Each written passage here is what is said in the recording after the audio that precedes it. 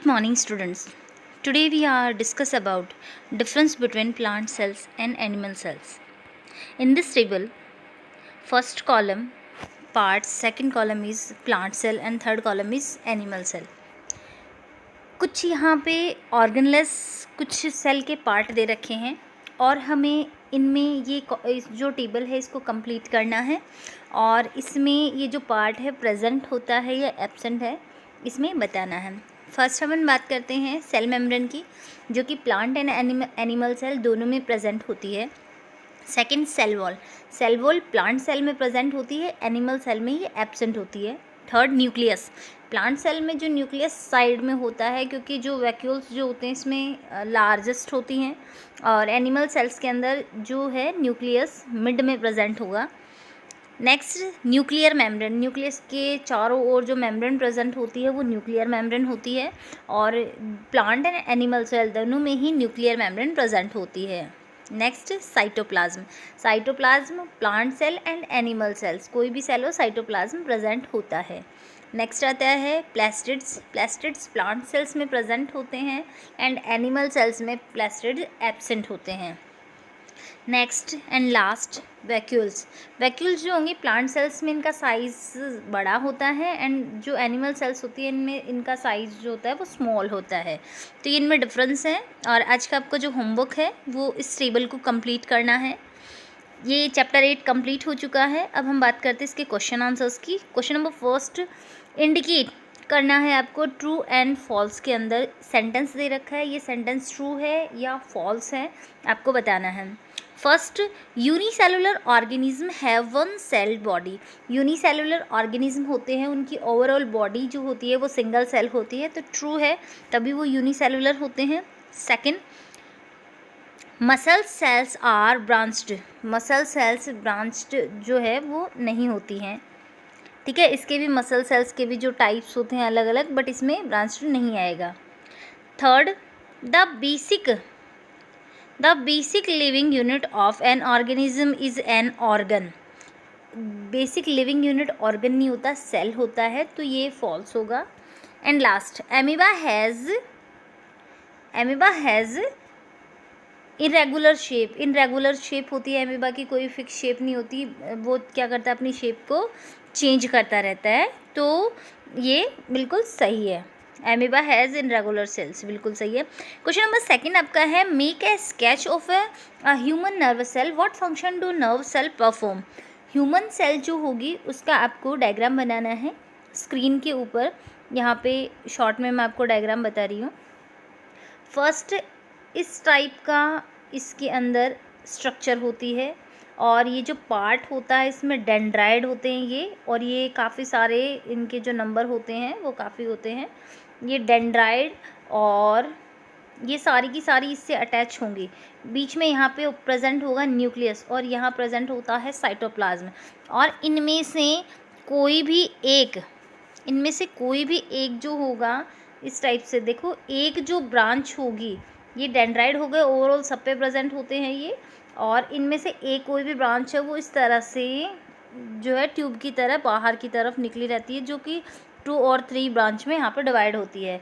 यहाँ पे इसके ऊपर जो है माइलिन सिट प्रेजेंट होती है, ये इस बीच में मिड में न्यूक्लियस प्रेजेंट है, cytoplasm, cell body, dendrite, axon and ending part of neuron.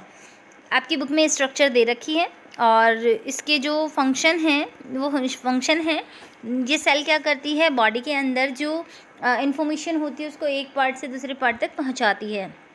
Third question, write short note on the following, cytoplasm and nucleus of a cell, इनके बारे में आपको शॉर्ट में बताना है। साइटोप्लाज्म जो होगा न्यूक्लियस के आउटर एंड सेल मेम्ब्रेन के इनर पार्ट में, यानी न्यूक्लियस एंड सेल मेम्ब्रेन के मिड में प्रेजेंट होता है, इसमें कई सारे ऑर्गेनेल्स भी प्रेजेंट होते हैं।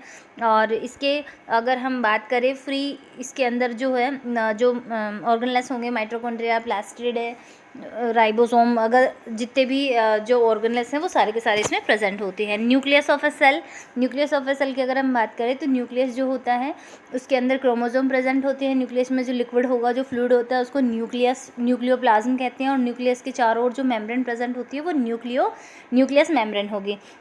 जो क्रोमोसोम होते हैं वो कैरेक्टर को जो एक जनरेशन से नेक्स्ट जनरेशन में ट्रांसफ़र करने का काम करते हैं।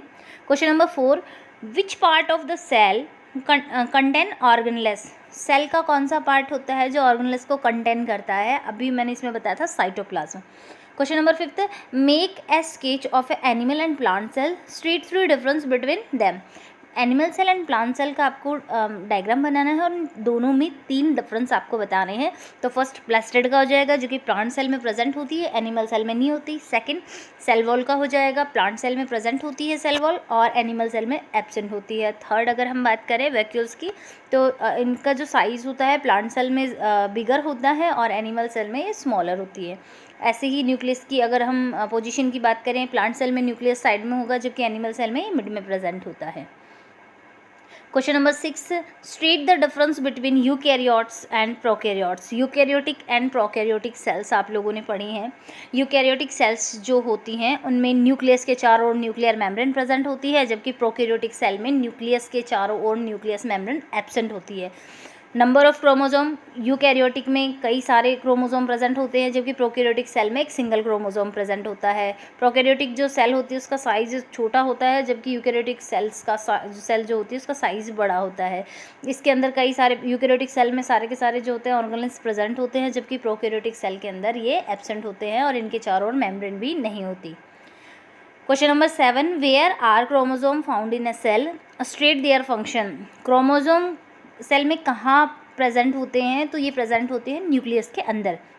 स्टेट देयर फंक्शन, इनके फंक्शन बताने हैं।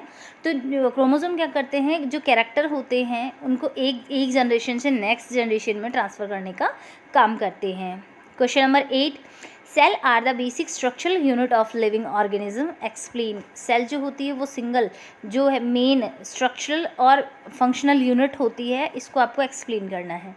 Question number 9, explain why chloroplastid are found only in plant cell. Chloroplastids जो होते हैं वो ओनली प्लांट सेल्स के अंदर ही क्यों फाउंड होते हैं, एनिमल सेल में क्यों नहीं होते? क्लोरोप्लास्ट जो होंगे वो ग्रीन कलर के लिए रेस्पॉन्सिबल होते हैं, ग्रीन कलर प्रोवाइड करवाते हैं और फोटोसिंथेसिस की जो प्रोसेस होती है इसमें क्लोरोप्लास्ट का मेन रोल होता है। एनिमल के अंदर फोटोसिंथेसिस प्रोसेस नहीं होती इसलिए उनमें एब्सेंट होते हैं। प्लांट सेल के अंदर क्लोरोप्लास्टिड जो होते हैं वो प्रेजेंट होते हैं बिकॉज इनमें फोटोसिंथेसिस होता है। क्वेश्चन नंबर नेक्स्ट आपका है 10, complete the crossword with the help of clue given below. यहाँ पे कुछ क्रॉसवर्ड दे रखे हैं, आपको इसको कंप्लीट करना है।